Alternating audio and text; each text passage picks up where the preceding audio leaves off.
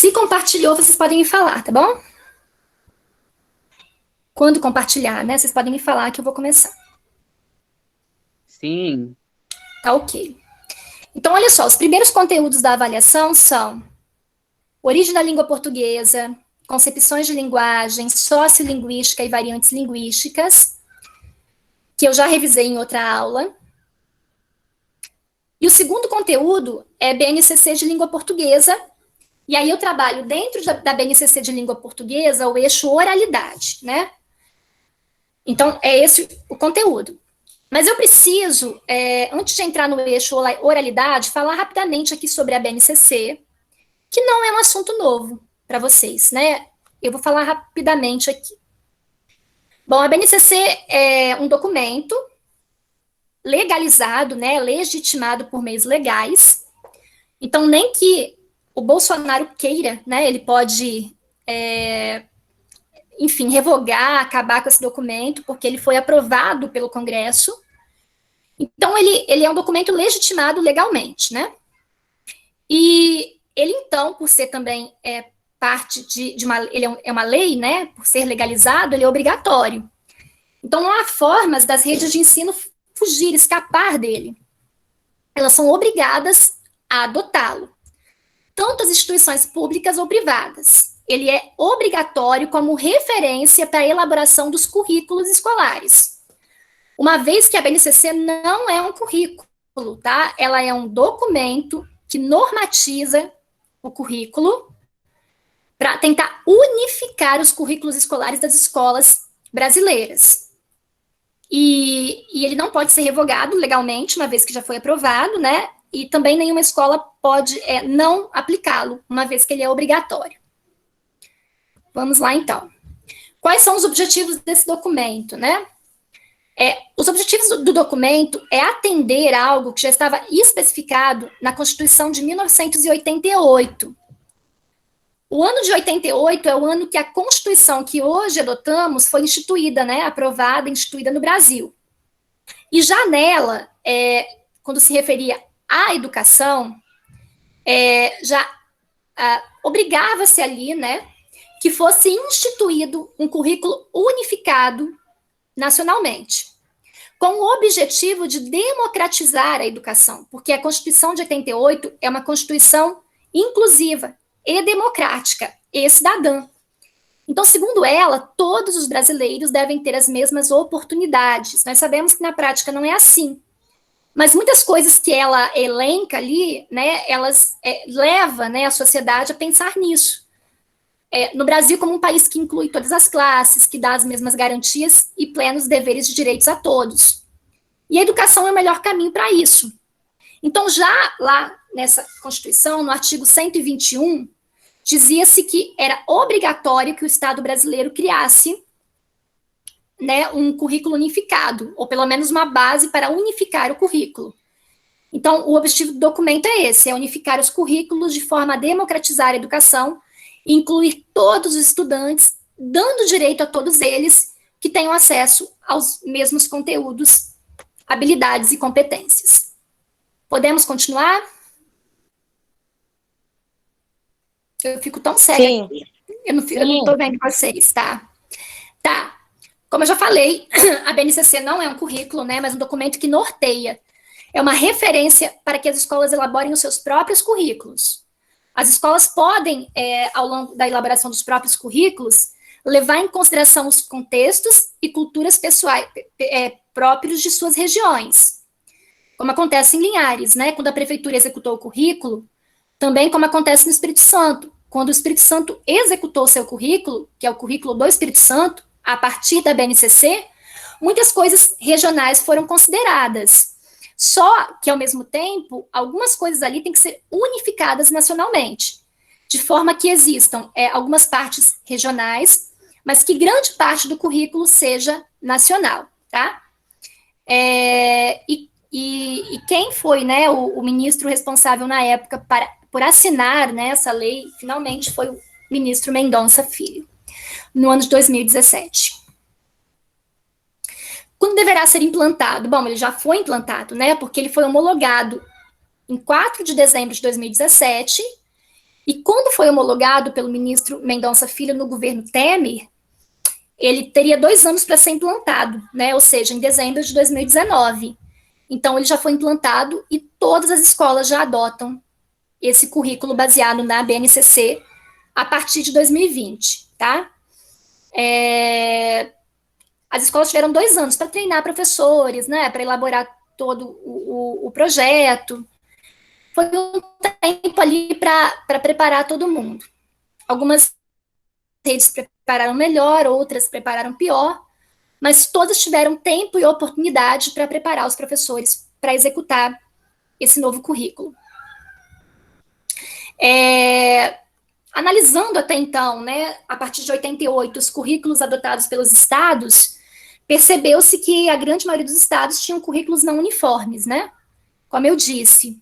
E ali, a partir daquilo que foi pedido na Constituição de 88, começou-se a se pensar nesse currículo único, né? E foram quase 30 anos para isso virar uma realidade. Aqui eu tenho um artigo que obriga, né, o Estado a ter um currículo único, que é o artigo 210 da Constituição de 88.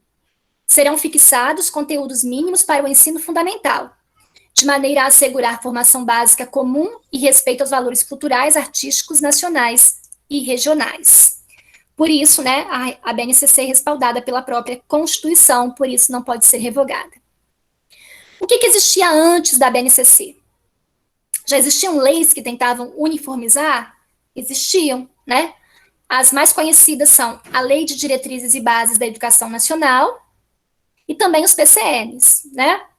Esses dois documentos, eles são um caminho para a criação, finalmente, da BNCC. A BNCC ela não nasce do nada, ela se alimenta muito desses documentos anteriores, né? Muita coisa que estava ali, ela vai lá, né? E agora ela traz aqui ressignificado. Mas a BNCC ela é mais direta, ela é mais objetiva do que esses documentos eram. Os parâmetros curriculares nacionais, por exemplo, eles eram extremamente filosóficos, né? Eles eram bastante, assim, hipotéticos. Então, havia muita liberdade ainda ali para as pessoas fazerem o currículo a partir dele. Por isso, quando os professores executavam um currículo a partir dos PCNs, eles ficavam, assim, não muito unificados, né? Porque os PCNs não eram muito objetivos. E a BNCC, ela se aproveita muito daquilo que está ali na LDB, daquilo que está nos PCNs, mas ela é mais objetiva, né? De forma a, digamos assim, uniformizar mais o currículo quando executado a partir dela. Como foi elaborada a nova BNCC? Nossa, foi um trabalho hercúleo, né? Quando a gente fala trabalho hercúleo, é um trabalho de Hércules, né? No mito de Hércules, né? Ele foi obrigado a fazer 12 trabalhos ele tinha uma razão lá, ele tinha que agradar a uma deusa, enfim, eram os 12 trabalhos de Hércules, né? E quando a gente fala trabalho hercúleo, é um trabalho muito grande. Então, a BNCC, ela foi fruto de um trabalho muito extenso e cansativo, que envolveu muita gente, que envolveu professores do Brasil inteiro. Porque a ideia do documento é que ele fosse executado pela própria sociedade, né? Uma vez que ele procuraria democratizar a educação, ele tinha também que ser fruto de um olhar democrático, ou seja, de um olhar do povo em geral, né? Então, houve, assim, vários processos. Primeiro, foram convidados especialistas, professores de universidade. Esses professores fizeram um documento inicial. Depois foram convidados professores mesmo da base. Aqui em Linhares mesmo, alguns professores foram convidados para participar. E aí o documento foi ganhando novos ares. Depois esse documento ainda foi lançado para a comunidade, os pais em geral puderam ter acesso a ele. Depois esse documento foi para o Congresso, os deputados fizeram as suas próprias observações. Esse documento foi feito por centenas de mãos, né? Por meio de um processo democrático de discussão entre pessoas muito, muito famosas, né? Pesquisadores muito, muito importantes, mas pessoas comuns também. E, inclusive, pessoas que não são educadores, como os próprios pais que participaram. Então, foi, assim, um processo bem cansativo, mas muito bem feito. Porque foi feito por meios democráticos, né? E o interessante é que esse documento, ele sobreviveu a um processo político muito difícil. porque ele foi iniciado no governo da Dilma, e a gente sabe que o governo da Dilma, a partir de 2014, foi um governo muito confuso, porque ela praticamente não governou no segundo mandato, né? Houve situações políticas ali, uma guerra política interna ali entre partidos o tempo todo. E a BNCC, ela sobreviveu a isso tudo, né? De modo que ela atravessa o impeachment, o PT sai. É um documento que se inicia ali no governo petista, né? E com a saída do governo petista, né? Alguns falaram assim, nossa, então o trabalho todo vai se perder. Mas não. O governo Temer abraçou esse projeto. O ministro Mendonça Filho, que foi um dos melhores ministros que nós tivemos ali, né? Porque ele segurou firme isso ali. Ele deu continuidade e o documento ele conseguiu ser finalizado no meio de um processo político muito confuso. Então, assim, foi um abraço mesmo à educação. As pessoas meio que fecharam os olhos para aquilo que acontecia em torno e mantiveram ali os objetivos e conseguiram fazer com que a BNCC sobrevivesse no meio daquela situação toda. Tá. A BNCC, ela se divide em 5 áreas, né? Pelo menos no que se refere ao ensino fundamental, que é o que nós trabalhamos aqui. No caso, são linguagens, língua portuguesa, artes, educação física e língua inglesa, matemática, ciências da natureza, no ensino fundamental 1, né? Ciências humanas, que se divide em geografia e história, no ensino fundamental 1, e ensino religioso. No nosso caso, a gente vai trabalhar a BNCC de língua portuguesa no ensino fundamental 1, né? Então, é só o que nos interessa. Então, como funciona a BNCC de língua portuguesa? Bom, ela se divide em 4 categorias. Se tiverem alguma pergunta, podem fazer, tá? Ela se divide em 4 categorias, que seriam 4 áreas de linguagem, né? Porque a língua portuguesa, na verdade, é um trabalho com linguagens em geral. E a língua portuguesa, ela tem 4 áreas de linguagem, 4 grandes áreas de linguagem, ou seja, nós, ao nos comunicarmos, nós o fazemos por um desses campos de linguagem, sendo eles oralidade, produção escrita, leitura e escuta, e análise linguística e semiótica. E nós vamos trabalhar cada um deles, né? Exatamente assim, quais as habilidades, quais as competências, quais os conteúdos, para cada uma dessas áreas. E no caso, para a primeira avaliação que faremos, a gente vai trabalhar com o campo oralidade.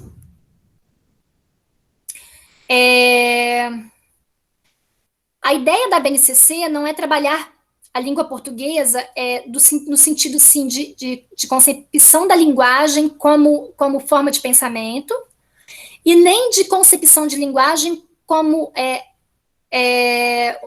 função comunicativa. A ideia da língua portuguesa aqui na BNCC é trabalhar a linguagem como forma de interação, né? Então, ela adota o pensamento mais contemporâneo em relação à língua, que é a língua como objeto interacional. Quais são as novidades da BNCC de língua portuguesa em relação ao que se tinha até então? Bom, a gente tinha os PCNs, né? Os PCNs de língua portuguesa não eram ruins, eles já traziam muitas coisas interessantes ali. Tanto que a concepção dos PCNs já é a língua como interação. Agora, a BNCC, ela é mais atualizada em relação aos PCNs. Por quê? Porque ela entende que, na atualidade, as crianças não têm mais contato apenas com a língua em seu formato analógico. O que isso quer dizer? As gerações atuais, elas convivem com a língua de forma analógica, mas convivem também com a língua de modo digital. Ou seja, é quase impossível encontrar uma criança hoje que não tenha acesso a celulares, logo a redes sociais. Então, ela traz agora para o estudo aquilo que está no mundo analógico, como ela sempre fazia, que são os textos assim de jornais, livros em geral, mas também ela traz agora textos próprios dos meios digitais, como, por exemplo, e-mails, blogs, podcast, memes, vlogs, enfim, e outros formatos típicos da cultura atual. para que a gente consiga incluir esses alunos nas aulas, né? Porque um dos problemas hoje é o grande desinteresse dos alunos na escola, porque a escola ela não está atendendo essa geração nos interesses atuais que essa geração tem, né? Então, a BNCC ela tenta atualizar o trabalho de língua portuguesa a partir de gêneros digitais, gêneros de redes sociais. Uma outra situação também que a BNCC traz agora em língua portuguesa que não era perceptível lá nos PCNs, né? Olha que incrível, assim, né? Quando os meios digitais surgiram, e não tem muito tempo que isso aconteceu, a gente pode dizer, assim, que faz 10 anos, né? Mais ou menos, né? Mas que chegou realmente, que se popularizou a qualquer classe, cerca de 3, 4, 5 anos, que todo mundo passou a ter um celular e acesso a esses meios, acreditava-se que as pessoas iam ficar muito mais, assim, como eu posso dizer, muito menos preconceituosas, muito mais abertas ao diferente. Porque os meios digitais, eles iriam diminuir fronteiras. Então, acreditava-se que as pessoas iam ter acesso a outras de cultura diferente. Então, o preconceito contra aqueles que não eram iguais, né, a você mesmo, diminuiria, porque você ia falar com gente de todas as tribos, pessoas que tinham todas as crenças. Então, diminuiria o preconceito religioso, diminuiria os problemas políticos. É como se as fronteiras fossem ser destruídas. Essa era a crença. Todo mundo estava enganado. Os meios digitais, eles acabaram por aprofundar as diferenças. As pessoas começaram a ter mais ódio do que tinham e começaram a se atacar muito mais do que se atacavam antes. Tanto que algumas redes sociais são espaços de ódio. Elas chegam a levar pessoas ao suicídio. E elas causam até problemas de sanidade mental. É algo que se percebe agora que não se acreditava que seria assim, tá? A BNCC já percebe isso. Ela já percebe que que ao contrário de estar em interação com o diferente, muitas pessoas acabam se trancando em bolhas ao usar redes sociais. Porque elas encontram grupos aí parecidos com aquilo que elas pensam e acabam se fechando naquelas ideias, né? Então, a BNCC, ela traz aqui a ideia de que o professor tem que ensinar o aluno a usar redes sociais de modo que ele se torne uma pessoa que dê voz, que escute, né, pessoas diferentes dele mesmo. E que ele se abra a outros pensamentos, né, ao contrário do que tem acontecido até então. Então, a heterogeneidade de vozes em língua portuguesa é uma ideia ali na BNCC, que tem uma relação com os meios digitais. Uma outra coisa que a BNCC entende é que nenhum leitor é passivo. Quando a gente lê algo, a gente geralmente interage, né, com aquilo que a gente lê. Então, ela quer trabalhar no aluno, a partir das redes sociais, principalmente, a criticidade, de maneira que o aluno tenha, sim, acesso ao mundo digital, isso não tem volta, isso não vai acabar, na verdade, isso vai ser cada vez mais e mais, mas que ele saiba ter acesso àquilo tudo que ele ali tem acesso, lê, escuta e tudo mais, mas seja crítico, né? Ele não aceite aquilo de maneira bovina. E para que ele possa fazer isso, o professor tem que trabalhar os textos que ali então estão, né, de maneira crítica. Então, as fake news, elas vão entrar agora aqui como fonte também de estudo, os memes, enfim, tudo que é criado ali, os blogs, os vlogs, tem de ser trabalhados de modo crítico. E o que não se pode esquecer em geral, de acordo com a BNCC, né, é que trabalhar língua portuguesa é letrar uma pessoa, né? E o que é uma pessoa letrada? Uma pessoa letrada é uma pessoa que sabe ler qualquer gênero textual, é uma pessoa que sabe escrever em muitos gêneros textuais, é uma pessoa crítica acerca daquilo que ela lê. O que permanece na BNCC? A centralidade do ensino de língua portuguesa a partir do uso do texto. Porque até então já se fazia isso, né? E agora isso continua. Só que agora entra também na sala de aula o texto virtual. Beleza, eu vou dar uma paradinha aqui e vou voltar para a tela. Espera aí. Eu preciso ver vocês, senão eu fico muito perdida. Pessoal, essa foi a primeira parte. Eu preciso que vocês perguntem. Vocês podem perguntar à vontade, tá? Eu passei um geralzão assim, sabe? Se alguém quiser perguntar pelo chat, eu vou enviar o material também para vocês.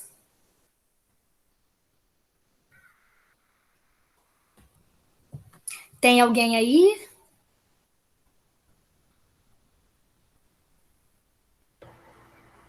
Professora, Sim.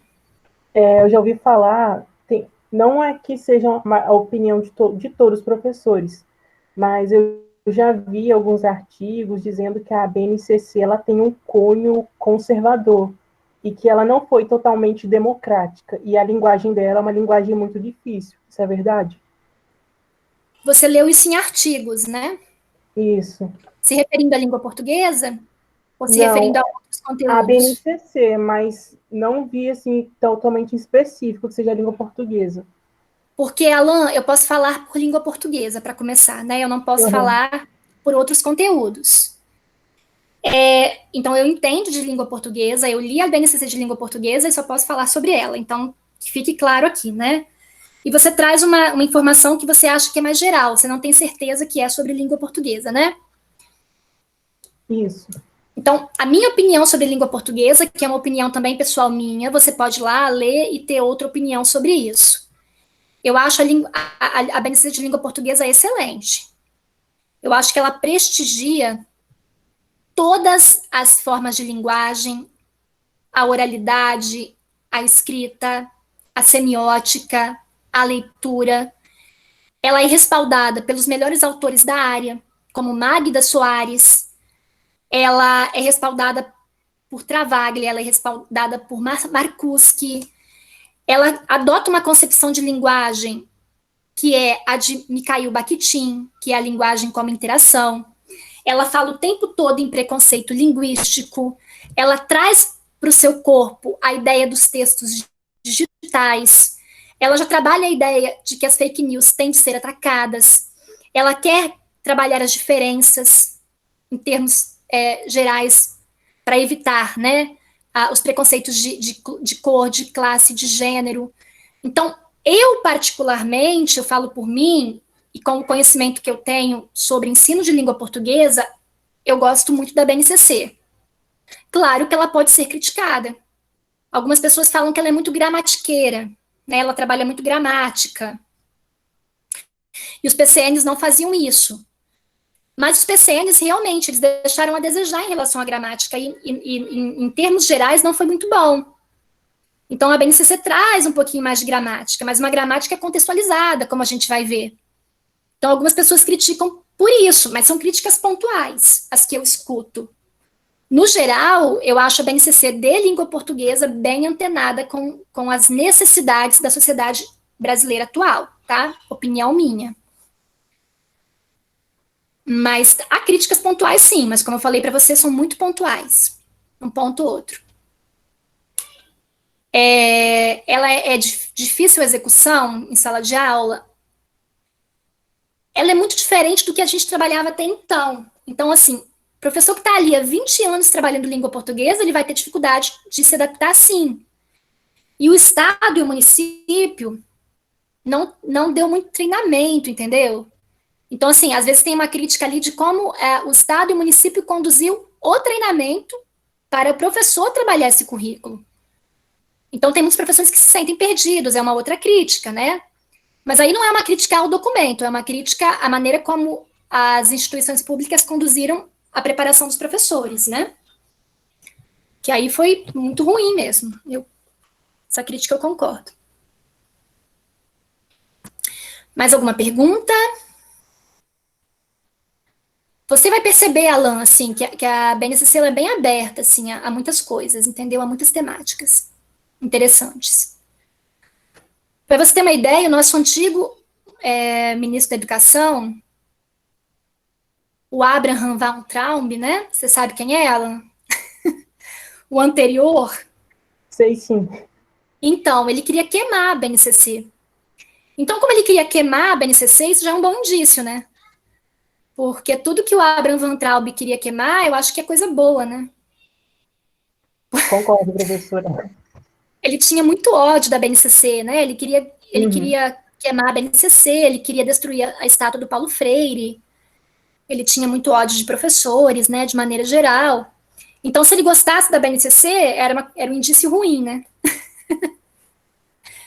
Ele falou uma vez, né, que se fosse eu teria queimado, eu jamais teria assinado, né? Mas o governo Temer, por mais conservador que fosse, ele ainda manteve a BNCC, então, sem muitos arremendos, assim, né? Ela mais ou menos veio como já estava mesmo. Podemos continuar? Mais alguma pergunta? Se tiverem perguntas, podem fazer, tá? Eu não sei, assim, no geral, mas de língua portuguesa eu saco um pouquinho melhor ali. Tá, se tiverem alguma dúvida sobre campos da linguagem, mas então vou partir. Eu vou agora compartilhar com vocês o campo oralidade, tá bom? Que eu adoro. Deixa eu jogar aqui.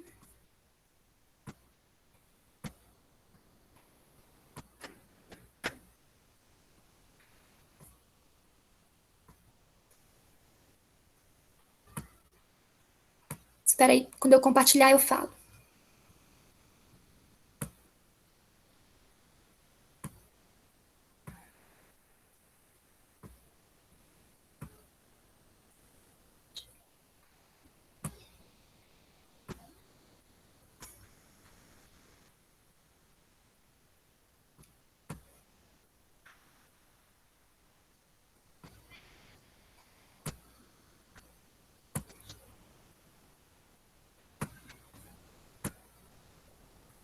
Beleza. Esse aqui já é um outro slide, tá? Nesse slide eu trabalho mais a oralidade mesmo. Compartilhou? Sim. Beleza. Sim. Depois eu jogo o slide lá para vocês. Olha, eu adoro oralidade, eu sou louca por esse eixo. Eu gosto dos quatro, né?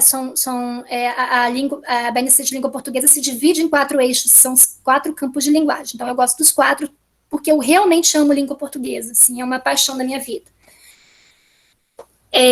Mas eu tenho um carinho especial por esse, assim, não sei porquê. Eu tenho uma ligação maior com meus campos de pesquisa, então eu gosto muito.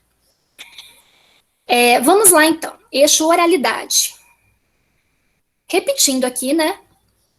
Os quatro eixos, os quatro campos, né? São oralidade, produção, escrita e multissemiótica, leitura e escuta, análise linguística e semiótica.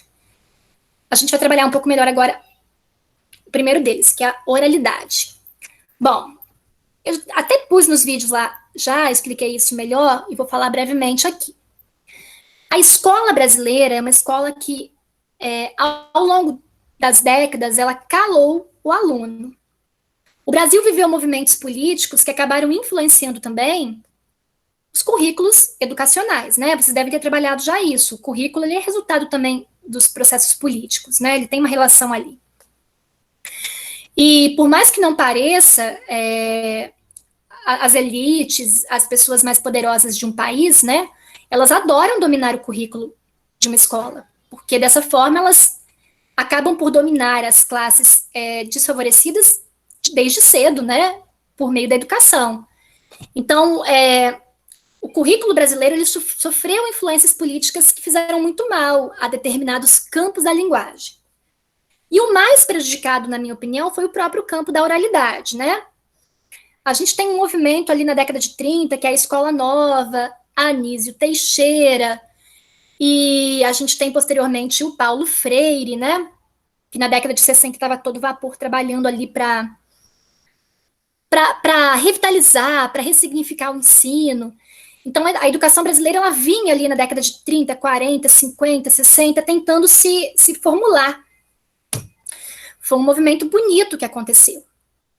Mas aí a gente tem o golpe militar no ano de 64, que tem gente hoje ainda que ousa falar que foi uma coisa interessante para o Brasil.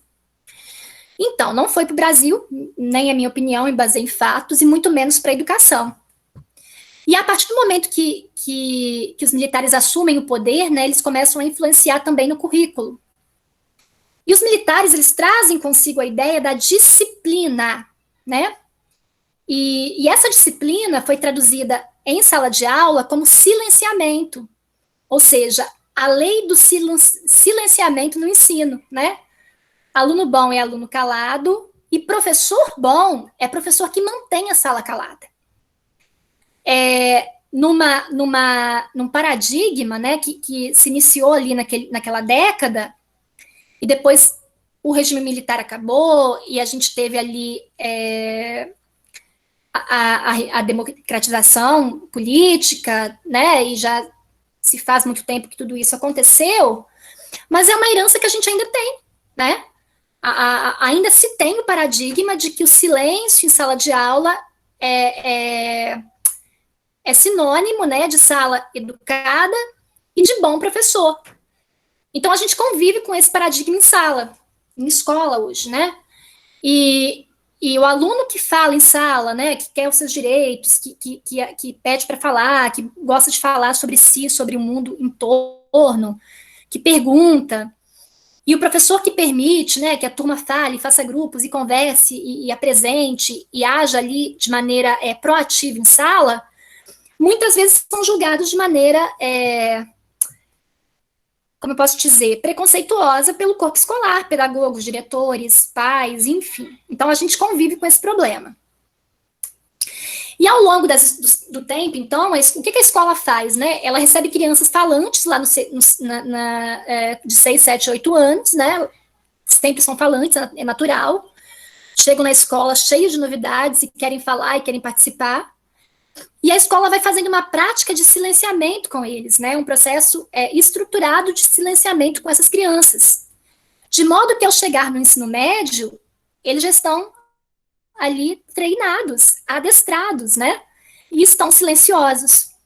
E a gente tem ali alunos apáticos, né? Eu falo isso porque eu estou no ensino médio. Eles não participam da aula, eles têm medo.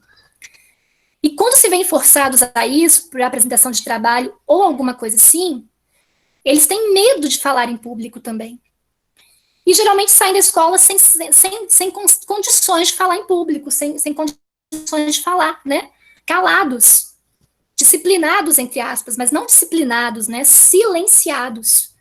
De modo que se tornarão cidadãos com medo de falar, com medo de dizerem o que pensam, e com medo também de exigir os próprios direitos, né? Então, esse processo de militarização, de silenciamento de alunos, que começou lá no passado, ele ainda deixa marcas no presente. O que a BNCC faz? Ela quer resgatar isso, né? Ela quer resgatar o direito do aluno de usar a própria voz, de falar, de se mostrar para o mundo, de dizer quem é, e de participar de modo ativo em sala, para que no futuro, quando cidadão, ele também saiba usar a sua voz quando necessário para exigir os próprios direitos. Então, a ideia é dar à pessoa, né, é que a escola dê à pessoa meios e modos de utilizar a voz em sociedade. Eu vou voltar aqui para vocês.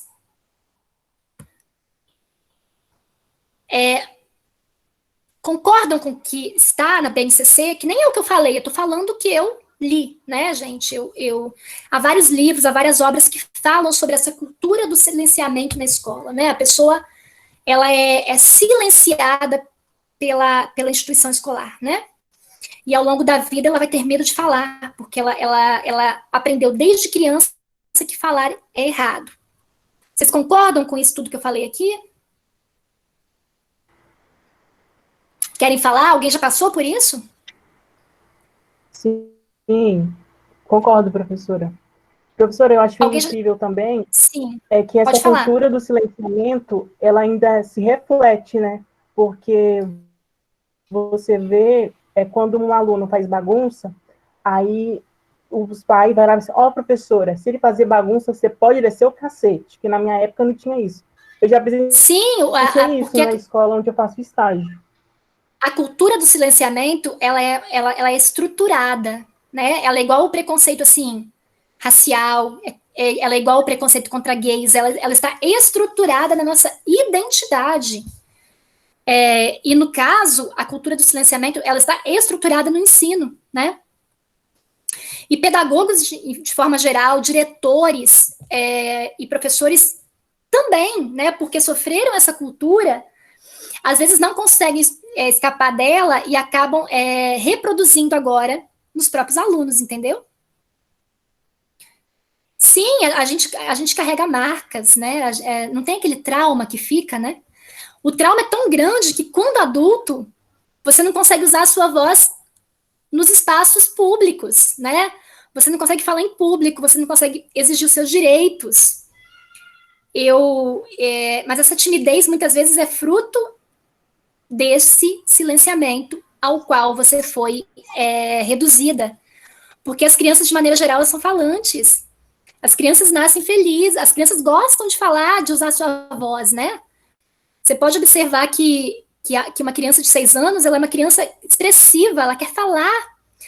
Tanto que a BNCC, ela não trabalha nunca com silenciamento.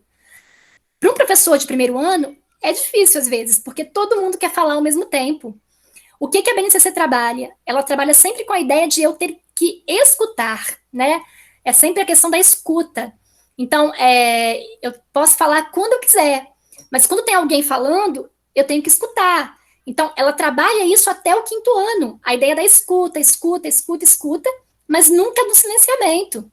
Não tem a ideia do vou ficar quieto, tem a ideia do eu vou escutar o outro, que é diferente do cala a boca, entendeu? Então, a ideia da BNCC sempre é essa, promover a fala e promover, né, a ideia de que eu tenho que ouvir o que o outro fala. A colega falou alguma coisa aqui no chat, eu vou ler. Era uma coisa ruim você ter algo a dizer, questionar, perguntar, e até mesmo conversar sobre a própria disciplina, né? E isso era visto como desrespeito. Sim. Sim, o professor, ele reproduzia a cultura da disciplina ali do governo militar, né? Eles querem trazer isso de novo agora. Eles querem trazer isso de novo, mas eu acho que eles não vão conseguir, não. Com os adolescentes de hoje, acho um pouco mais difícil, né? O Gabriel falou que na turma que eu faço estágio, os meninos sempre têm histórias para contar. Sempre tem. As crianças amam falar. Amam.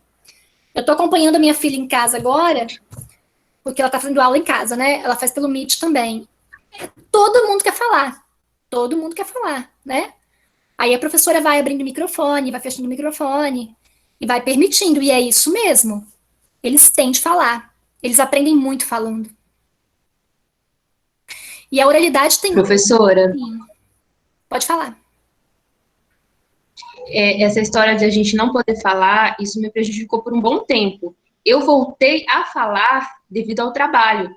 Porque como eu trabalho direto ao público, em recepção, eu sou obrigada a falar com as pessoas. E eu sempre estava fechada. E aí, aos poucos, eu tive que trabalhar essa questão de falar. Para poder trabalhar. Entendeu? Entendi. Muito. Mas você acha que foi a escola que fez isso contigo?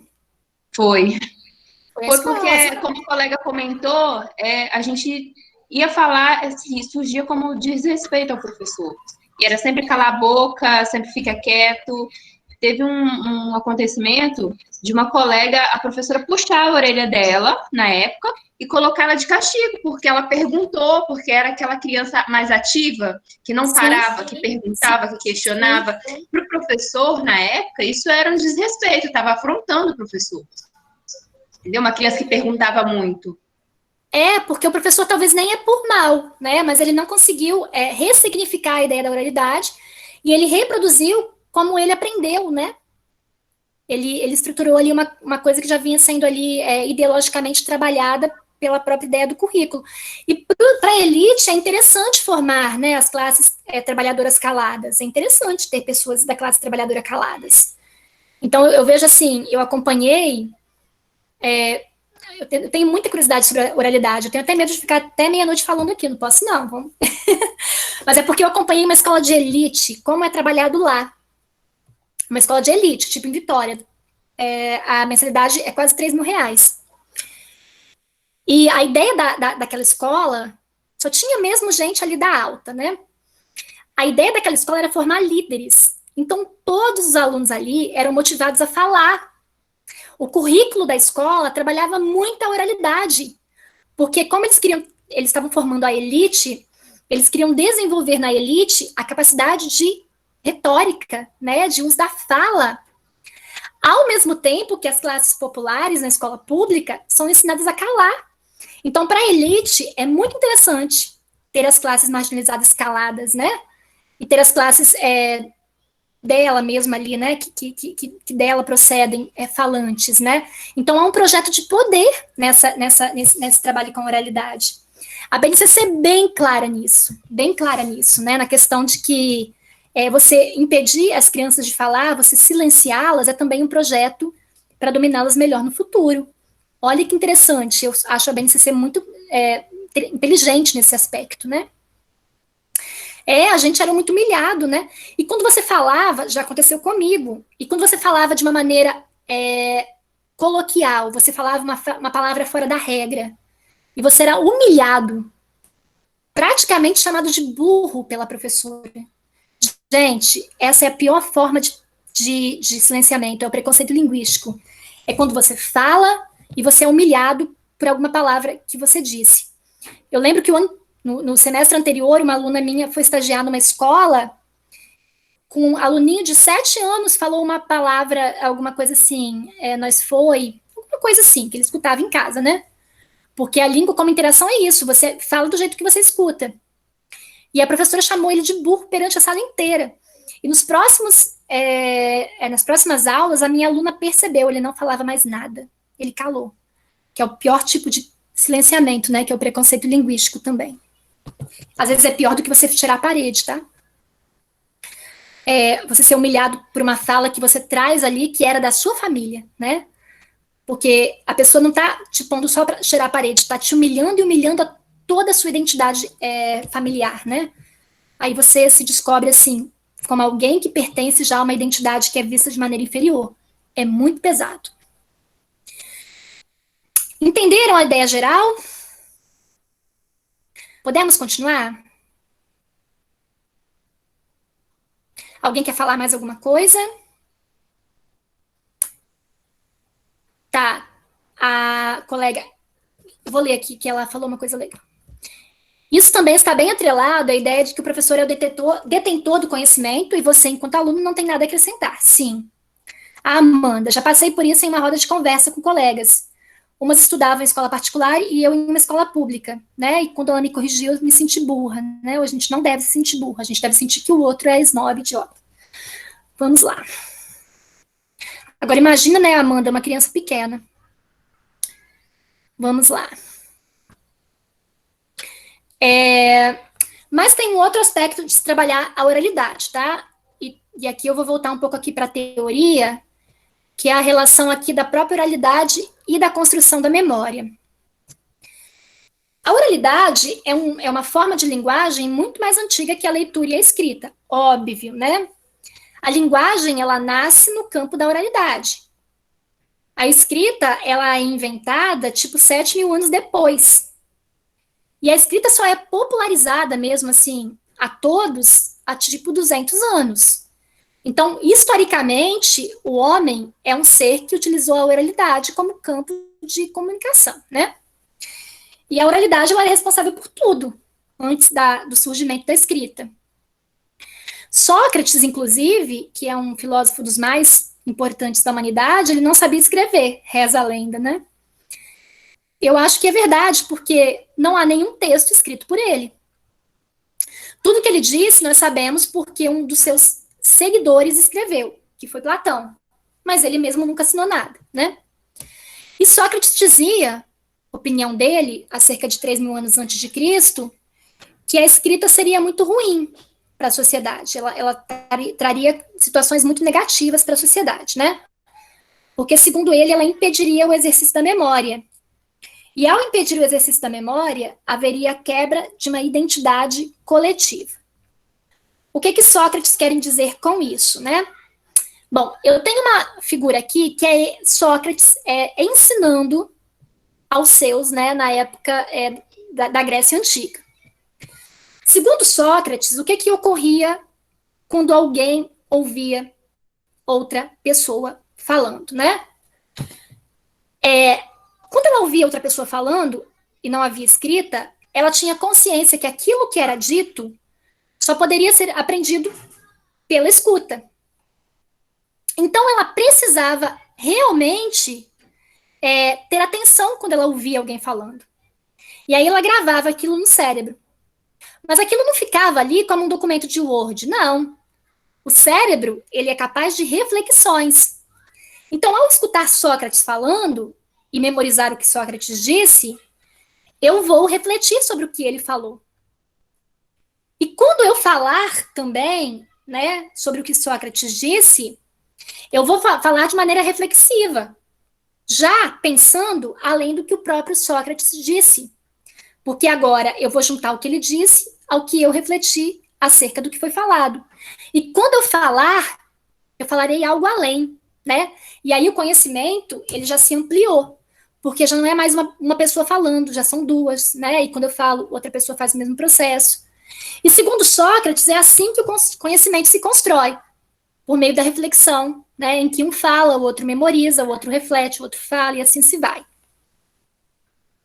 Segundo Sócrates, a escrita tornaria os homens preguiçosos, né? Porque eles iriam ler algo e não iriam memorizar. Porque quando eles quisessem ler de novo, ou saber aquilo de novo, eles iriam lá e iriam ler, e pronto.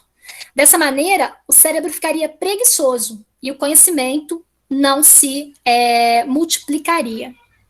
Era uma crítica que ele fazia em relação à escrita, né? Olha que loucura, Sócrates criticou a escrita. E ele tem bons argumentos, a gente não pode negar. Ele falava assim, que um dia os homens ficariam tão preguiçosos que eles começariam a copiar e colar, né? Tudo que eles lessem, de maneira automática, né? Por que Sócrates é um gênio, né? Porque há cerca de 3.000 anos ele já previa a existência ali daquela tecla no teclado aqui dos computadores que a gente usa, né? Copiar e colar. Quem nunca? E a gente copia e cola tantas vezes, né? E às vezes realmente não aprende ao fazê-lo. Outros dois autores, que é o Bakhtin e o Paul Zumthor, eles também vão escrever obras falando sobre a questão da escrita, né? O que o advento da escrita traria à sociedade, né? Que consequências isso traria? Porque uma conquista tão grande, que é a conquista da escrita, ela não ocorre sem deixar mudanças profundas na sociedade, né? Então, os dois falam aqui sobre mudanças que seriam trazidas, né, pelo advento da escrita. O Bakhtin, por exemplo, ele fala que a escrita afasta as pessoas da vida em comunidade, dos espetáculos improvisados, das técnicas de colagem, que são próprias da Idade Média, que são as construções de textos orais, né? E dessa forma, as pessoas ficariam cada vez mais trancadas nas suas casas e se tornariam seres muito individuais, sem a noção de que a sociedade é coletiva, né? E o Zumthor, que escreve um livro magnífico chamado A Letra e a Voz, ele fala que com o surgimento da escrita, e mais propriamente, né, quando a escrita se populariza a todos, a partir do século XVIII, algumas situações aconteceriam, né? Dentre elas, o jovem, a pessoa muito nova, ela não valoriza mais a pessoa muito velha. Porque quando ela quer saber alguma coisa, ela vai até o livro. No caso, ela vai até o celular. E ela sabe aquilo que ela quer sem precisar ir até o velho, né? Só que nessa procura dela pelo próprio saber, né, apenas no texto escrito, seja no celular, seja no livro, essa pessoa perde a experiência do velho, né? Então ela tem acesso ao conhecimento, mas ela não tem acesso à sabedoria que só o velho pode ter. Nas sociedades indígenas não é assim. Os índios, eles valorizam muito as pessoas mais velhas, né? Porque eles sabem que a memória, que o conhecimento, ele tem de vir dos velhos, uma vez que são sociedades sem escrita. E aí, o que acontece? O antigo, que no passado era valorizado,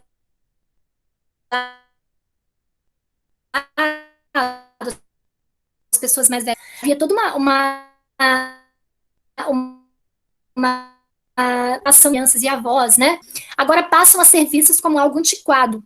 E até na questão física mesmo, né? A gente começa a ter raiva das próprias rugas, a gente tem medo de envelhecer, a gente busca ficar jovem o tempo todo, porque a escrita, ela meio que torna o conhecimento das pessoas velhas descartável. E quando a gente se tranca muito nas nossas próprias individualidades, né? E se entrega ao celular, e se entrega à Netflix, a gente acaba ficando muito sozinho, esquece a nossa própria identidade e acaba acaba adoecendo. Essa é a fala, né? A nossa sanidade mental acaba se perdendo. Porque no passado havia todos os problemas do mundo, mas a depressão, o pânico, o suicídio, pelos motivos que vemos hoje, eles não eram tão comuns. As pessoas, elas iam para frente de uma casa conversar com o vizinho, elas iam para uma festa, as crianças brincavam na rua, se e isso é trabalho com oralidade, e isso também é uma forma de não adoecer, porque é uma forma do homem viver de modo coletivo, né? E a sociedade moderna privou o homem disso, e o Bakhtin e o Zuntov veem muito isso como razão do nascimento também da escrita. Vou voltar aqui para vocês. Tá dando para acompanhar ou tá ficando muito doido a aula?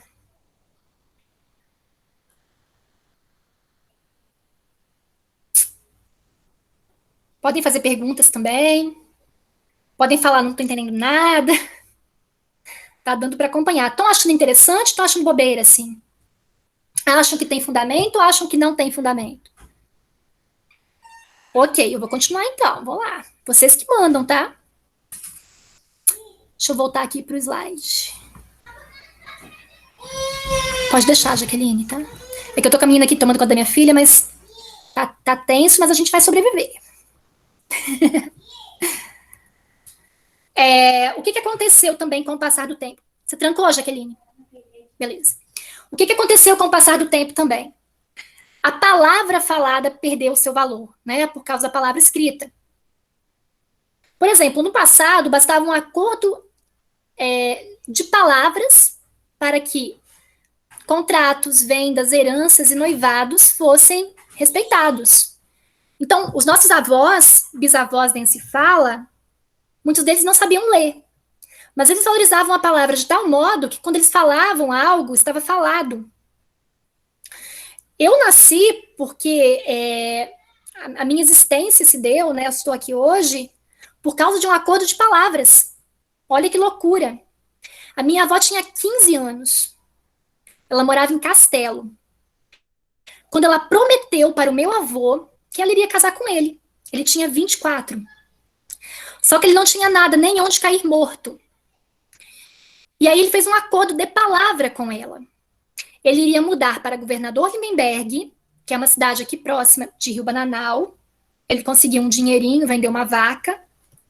Comprou terra em Lindenberg. Ele não tinha dinheiro para comprar terra em Castelo. Lindenberg era a sua mata, ele comprou terra ali. E ele fez um acordo com a minha avó. Eu vou voltar para te buscar e a gente vai casar. Minha avó tinha 14 anos, ele 24.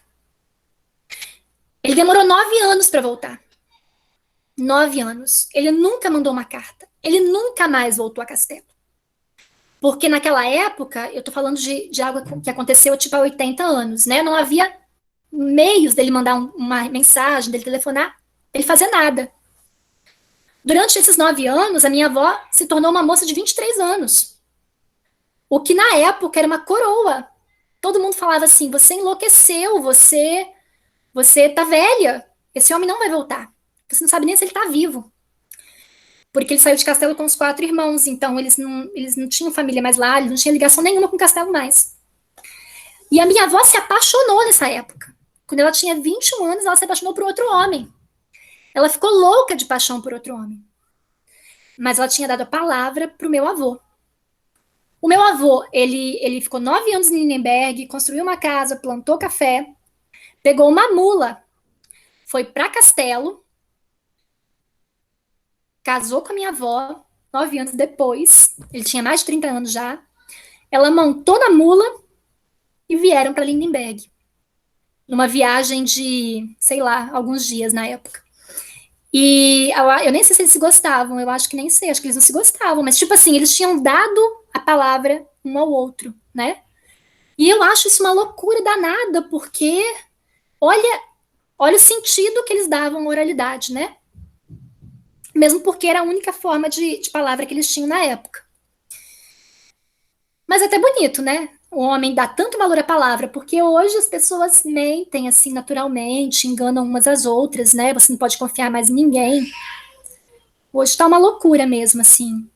Quanto mais vender uma casa, vender um terreno, pela palavra é impossível, né? A coitada da minha avó, por exemplo, só para continuar aqui a conversa, falando da minha família demais, mas ela tinha 5 filhos e 2 filhas, e quando ela ficou viúva, meu avô morreu, ela passou o documento das terras para os meus tios, e ela prometeu aos meus tios, né, de quando eles ficassem adultos, porque o meu avô morreu muito, muito novo. Ela fez eles prometerem que eles dariam a herança para minha mãe e para minha tia. E eles prometeram que eles dariam a herança para minha mãe e para minha tia. E até hoje a herança não veio ainda, né? E nem virá. Porque eles eram de outra geração, então a palavra para eles não tinha o valor que tinha para minha avó, né? E aí eles ficaram fora da herança e ficaram mesmo para sempre. Vamos lá. A desvalorização da cultura popular, né? Então a escrita também, tipo provérbios, contos, cantigas de roda, orações, lendas, mitos, cordel, parlenda, trava-língua, tudo quanto for texto infantil, que a gente tinha muito acesso quando a gente era criança, a gente brincava deles em casa, né? Eles acabaram sendo esquecidos também. Então a BNCC quer que esses textos sejam trazidos a partir da educação infantil. E quanto menos letrado uma sociedade, quanto menos acesso à escrita ela tem, né? Alguns valores como a ajuda comunitária, festa coletiva, confiança, estabilidade emocional são perceptíveis. Olha que interessante, né? Quanto menos acesso à escrita uma sociedade tem, parece que as pessoas ali são mais fiéis umas às outras. Pessoal, eu sei que há muitas qualidades na escrita, tá? Eu estou trazendo um olhar aqui, né? Um lado, um ponto, né, sobre o nascimento da escrita, sobre uma sociedade que usa só a escrita. Talvez para mostrar que a gente não pode usar só a escrita, né? A escrita ela tem seu valor hoje, mas que silenciar, acabar com a oralidade é uma grande tragédia. A ideia é essa da minha aula e da BNCC também. Então, ciente dos ganhos, mas também das perdas, né, que a escrita trouxe à vida social, a BNCC busca a oralidade. Ela busca o equilíbrio, né, trazendo a oralidade, ou seja, ela acredita que sem a oralidade não há construção de memória e pertencimento, que sem pertencimento não há identidade, que sem identidade não se constrói autonomia e liberdade, né? Se você não souber quem você é, se você não souber qual é a sua classe, se você não souber quem é a sua família, né, você não vai conseguir ser também um cidadão que defende a sua própria classe, a sua própria identidade. Você não vai saber, né? Eu preciso saber. Assim, eu tenho de saber.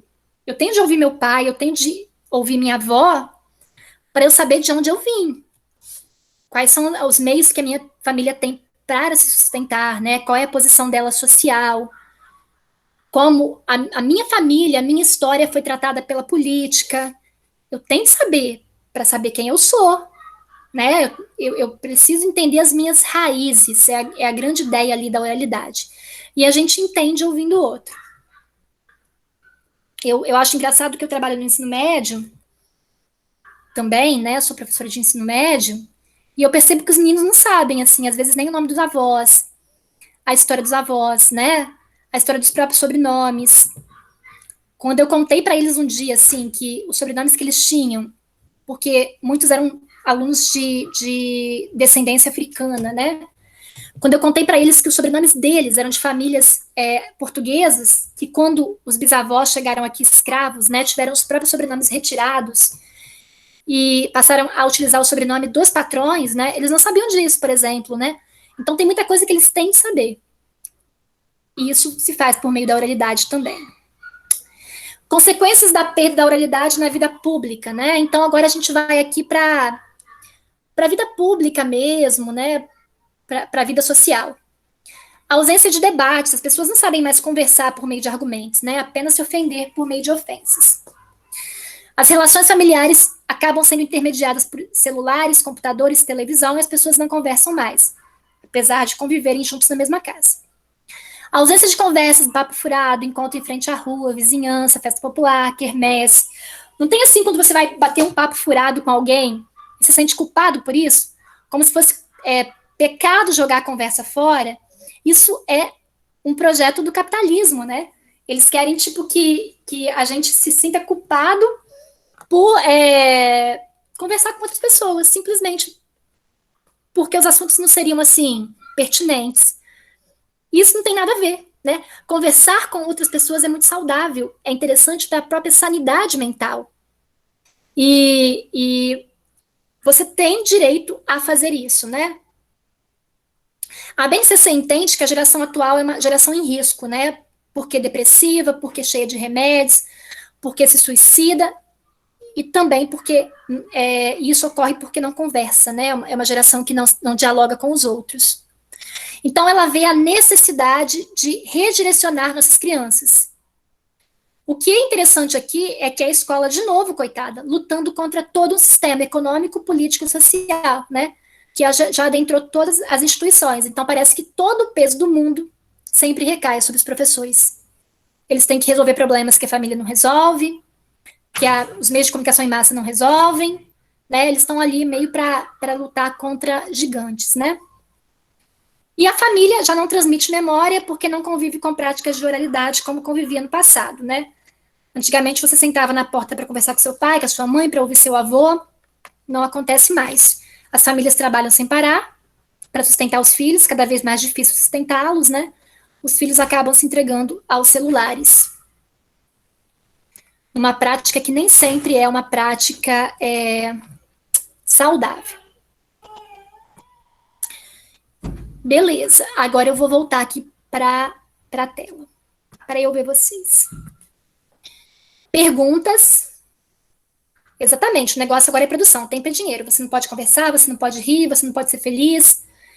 A escola pública não pode deixar ninguém falar, né? Essa é a ideia que está estruturada, né? Mas a BNCC, ela vai contra isso. Por isso que eu falo que a BNCC, ela entende o problema da atualidade e ela põe o dedo na ferida. E ali, como que se trabalha a oralidade em sala, né? Por meio de gêneros. Então, eu tenho os gêneros da oralidade, que são próprios da fala, né? No caso, eu tenho gêneros para crianças muito pequenas, como o trava-língua, eu tenho a piada, eu tenho a cantiga, eu tenho as trovinhas, as lendas. Depois esses gêneros vão ficando mais maduros, né? Eu tenho a memória, eu tenho o relato, depois eu tenho o debate. O debate é maravilhoso, né? Porque ele ensina a criança a argumentar. Já é trabalhado na BNCC no 5º ano. E aí a BNCC ela vai destacando série a série quais são os gêneros e as habilidades específicas de cada gênero. O professor, ele tem de liberdade para trabalhar, né? Escolher os próprios gêneros, às vezes, porque nada na BNCC, assim, é obrigatório. Tipo assim, a criança de terceira série, de terceiro ano, é obrigada a aprender isso. Não. Sugere-se que ela aprenda isso, mas se a turma for madura, ela pode também trabalhar algo mais maduro, de acordo com o contexto da sala. Mas o importante é que 25% das aulas de língua portuguesa sejam sobre oralidade, né? Se eu trabalho 4 horas com uma criança, 1 hora dessas 4 horas é para desenvolver a capacidade da oralidade nessas crianças.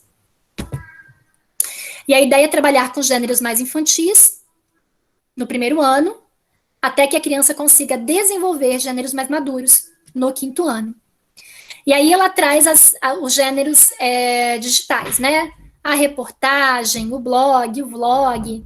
Então a criança ela pode gravar vlogs, ela pode gravar programas jornalísticos, né? O professor tem que trazer os meios digitais aí, mas sempre trabalhando de maneira crítica. Perguntas?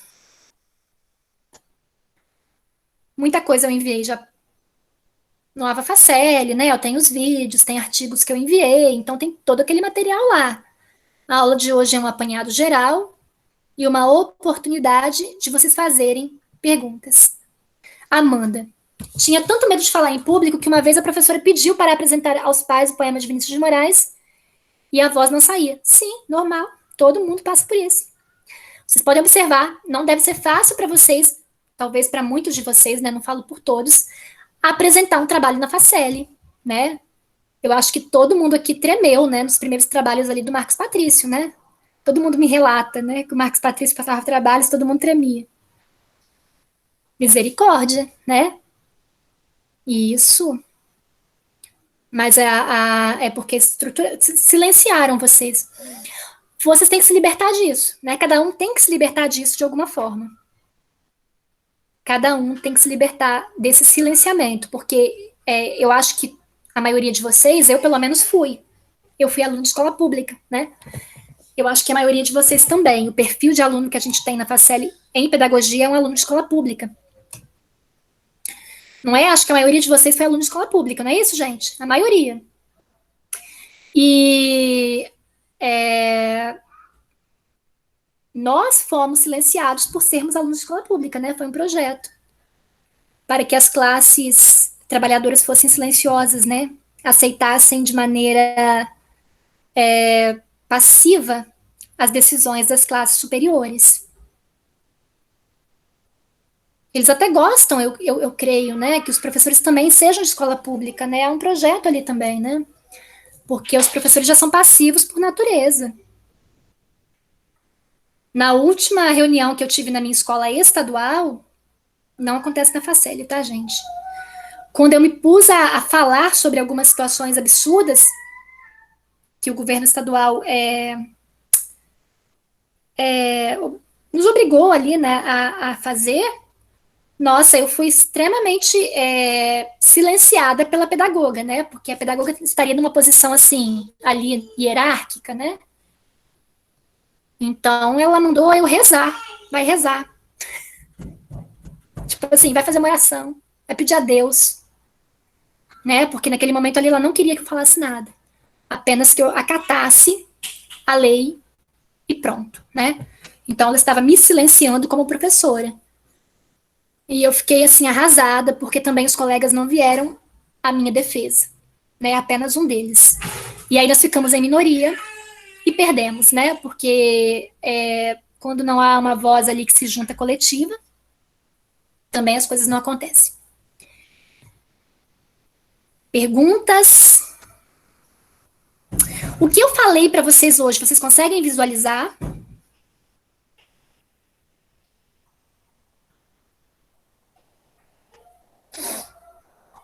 Sim, não, sim, né? Conseguem visualizar. Beleza. Pessoal, eu enviei um vídeo hoje para vocês que é discurso, texto-discurso, intertexto e interdiscurso. Eu acho que vocês não assistiram, não deu tempo. Eu joguei a aula tipo umas 3 da tarde. A gente vai decidir aqui de modo coletivo. Eu explico isso hoje, porque vai cair na prova, por meio de slide. Ou eu deixo lá, vocês assistem. E semana que vem, na sexta-feira, eu faço uma nova revisão falando só sobre esse assunto. Vocês querem fazer sexta-feira que vem ou já querem fazer agora? Sendo que eu acho que vocês não assistiram, igual eu falei. Posso fazer sexta-feira que vem. É porque tem gente que fala assim que queria que eu fizesse de 15 em 15 dias, mas vamos fazer sexta-feira que vem. Beleza. Aí vocês assistem o vídeo. O assunto é interessantíssimo, tá? Vocês vão adorar, eu acho. Porque ele faz a gente pensar umas coisas assim, né? O nome do assunto é discurso e texto e intertexto e interdiscurso. Pode falar, Tayara. Sim, professora. Minha opinião, seria bom para sexta-feira que vem, porque aí a gente ia assistir, né? Isso, não, sim. Mas por dentro do assunto, a gente podia debater. Tá ótimo, fica para sexta-feira que vem. Beleza. Para mim tá tranquilaço. Eu gosto de conversar com vocês aqui. Eu me sinto menos sozinha. Porque tá ruim, né? Ficar em casa assim como a gente tá muito difícil. É muito difícil. Eu tô muito atrasada nisso tudo aí ainda, porque esse negócio de tecnologia para mim é uma porcaria, porque eu sou muito leiga que fala, né? Esse negócio aí. É a nossa então, geração. Pra mim é muito difícil. Aí, tipo, eu tava até falando com a minha irmã que foi, caramba, mano, eu entrei na Facel porque a aula presencial é melhor do que a AD, agora essa tá EAD e eu sou muito lerda pra isso. Mas eu a gente vai gosto muito de aula voltar. presencial. A gente vai voltar presencial. Ai, tomara, porque isso está atrasando toda a minha vida. Em casa não tem nem como estudar para nada. São crianças e quem é dona de casa sabe como é que é a correria. Eu tô com 2 filhas trancadas no quarto. Eu também, 2. Tá tenso aqui, tá muito tenso. É difícil. Ontem eu estava quase matando minhas filhas. Modo da palavra. Muita gritaria e Eu também tô assim aqui demais. em casa. É o seu problema, é o meu problema. Sinta-se abraçada. Então fica pra semana que vem, tá bom? Vai passar. É um momento ruim, mas vai passar. Mas o importante também é que eu acho muito importante, eu considero a minha matéria muito importante, né? Eu sempre considerei. Acho qualquer matéria importante. Então, mesmo que seja distância, a gente tem que aprender, né? Valorizar, porque um dia a gente vai precisar dela para trabalhar também. Sempre gostei de língua portuguesa. Para mim, língua portuguesa é vida, é vida. A minha matéria aqui não é, a minha matéria aqui não é bem língua portuguesa, né? Eu estou trabalhando mais. Eu sei. Vocês trabalharam língua portuguesa com Marcos, né? Comigo aqui é mais a questão aqui é teórica mesmo, né? A gente está trabalhando a parte teórica de ensino, né? A parte de métodos fica um pouco atrapalhada, porque eu fazia experiências em sala, eu fazia todo um processo e está um pouco mais difícil, né? A gente ia à sala, fazer pesquisas. Mas, enfim, estou fazendo o que eu posso, né? Para a gente também entender a ideia aqui da condução da aula. E para fazer vocês refletirem, né? Refletirem ali quando professores, né? E eu acho que a oralidade é muito importante, assim, que isso fique para vocês, né? Que o trabalho com oralidade é importante. Até porque vocês têm as marcas em uma época da vida de vocês terem sido calados, né? E você tem que entender que foram calados por questões políticas e ideológicas, não foi uma coisa aleatória, foi um projeto, né? Foi um projeto para calar as classes mais marginalizadas. E a gente é escola pública, então a gente sabe de onde a gente veio. E isso não foi feito de maneira qualquer. E eles estão querendo trazer isso de volta para a escola hoje, né? Com mais força do que já existe. E pior, os pais apoiam, né?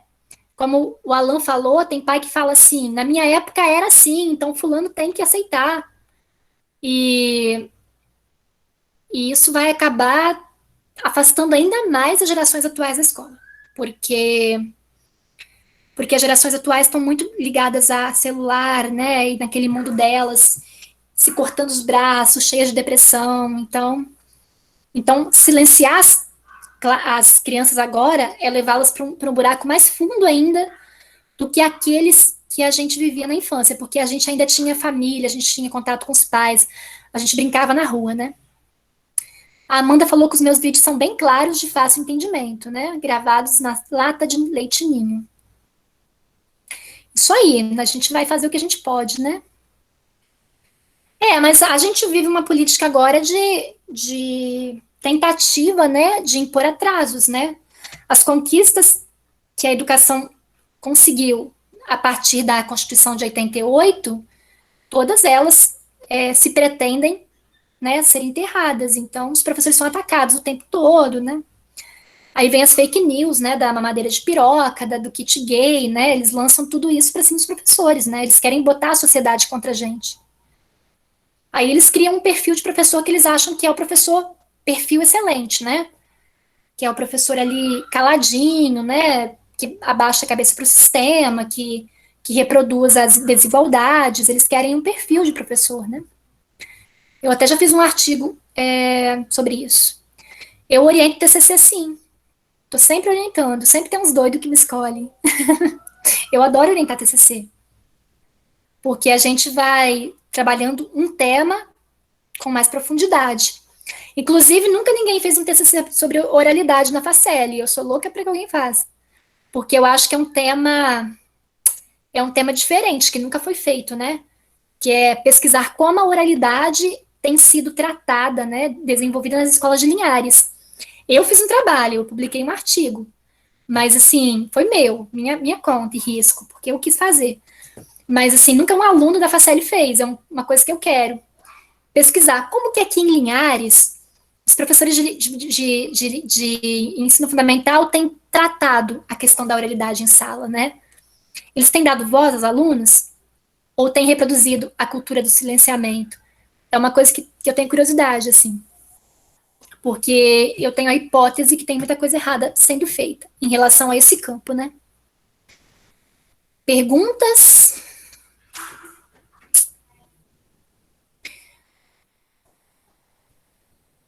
Tem que começar a pensar para fazer uma pesquisa legal, né? Porque quem quer fazer um mestrado, e assim, como experiência no campo da educação, né? Quando você para de estudar, você se torna professor. Aí você vai para a escola. E aí você para de estudar. Você só é professor, você não é mais estudante. Chega um momento que você não tem mais vontade de dar aula também. Porque você fica muito ali com a mente fechada naquela prática de ensinar, né? E a sua cabeça não se abre para novidades. Então, eu sempre penso que a gente tem que ser estudante a vida inteira. A gente conjuga assim, estudando, né? Então, você tem que pensar no TCC já pensando no mestrado, assim. Fazer um TCC com uma pesquisa muito bem feita, né? Para posteriormente você já ter um tema para fazer um projeto de mestrado. Também, né, para transformar o seu TCC em um artigo. Ser um estudante com projetos, né, de aprofundar os seus conhecimentos posteriormente, quando terminar a faculdade, porque a faculdade, ela te dá uma visão geral, assim, né, mas ela não trabalha nenhum tema muito específico. Então, você tem que escolher um tema específico para você pesquisar e partir, né. Eu mesma, eu tenho um tema específico que eu pesquiso mais, sempre tenho, porque não dá para você pesquisar tudo, né? Então você vai pesquisar uma coisa mais específica e vai afunilando, né? Até se tornar especialista em algo, né? De maneira mais legítima. Então o TCC tem que ser pensado assim, uma coisa que lhe dá prazer, uma coisa que você quer continuar no mestrado, algo que você quer transformar em artigo. Então tem que ser uma coisa bem pensada, não para a última hora.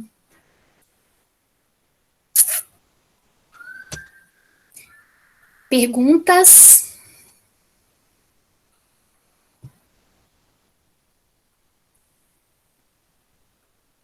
Se não tiverem perguntas, a gente encerra, e aí eu faço uma outra aula na sexta para trabalhar o último conteúdo. E isso tem que ser algo que te toque, faça você querer. Suas aulas são bem claras. Obrigada, Caroline. Tento, né? Porque a linguagem, ela só tem sentido se ela é interacional, né? Se o outro a compreende. Eu sou da escola de Bakhtin. Tudo na minha vida é Bakhtin, assim, quando eu respiro, quando eu levanto, quando eu ando, tudo assim, em termos de professor, eu me baseio nele, no que ele escreveu. Ele é meu grande norte, né? E ele é muito claro, né, sobre a questão da interlocução. Linguagem é ação. Quando você fala algo, e isso que você fala tem sentido para quem te escuta, a gente não está só se comunicando, a gente está fazendo história, né? Então eu tenho consciência que cada aula que eu trabalho não é simplesmente um conteúdo que eu passo de maneira que é objetiva, né? Enfim, aqui. Não, eu estou fazendo história, porque eu estou agindo, né? Quando eu consigo fazer vocês me entenderem. No sentido de que, também do que a BNCC adota, né? A linguagem é ação, né? Quando a gente está falando, a gente está fazendo política. A gente está agindo socialmente, a gente está sendo cidadão. Então, o professor tem que pensar muito isso também quando ele ensina, entendeu? Que quando ele está numa sala de aula com uma criança, o Paulo Freire falava muito isso, gente, o Paulo Freire é muito bom.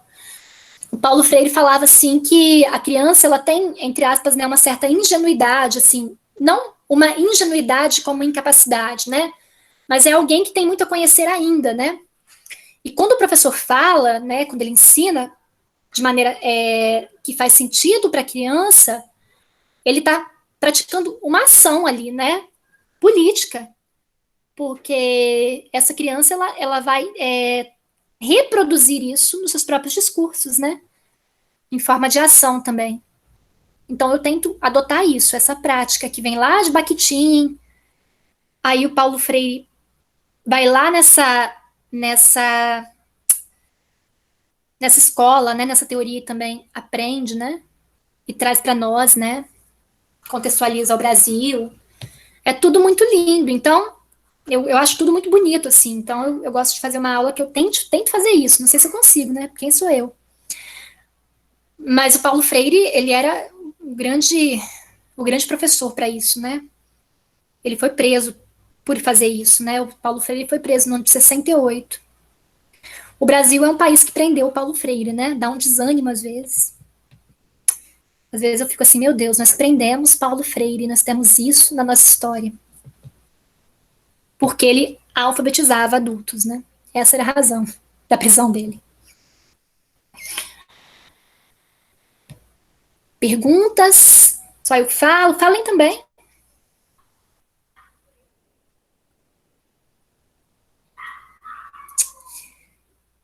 Podemos encerrar, então?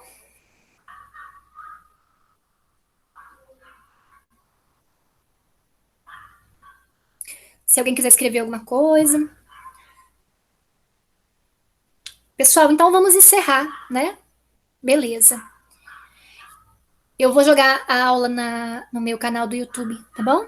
Vocês podem comentar nos meus vídeos, pra gente se comunicar mais. Então, vocês podem assistir um vídeo meu, fazer um comentário, porque vocês fizeram comentários excelentes num vídeo meu, mas porque eu meio que obriguei, né? Mas podem comentar, assim, fazer perguntas em outros vídeos, que aí a gente vai entrando em interlocução. Boa noite, então. Eu vou tentar aqui fechar a gravação. Bye, bye.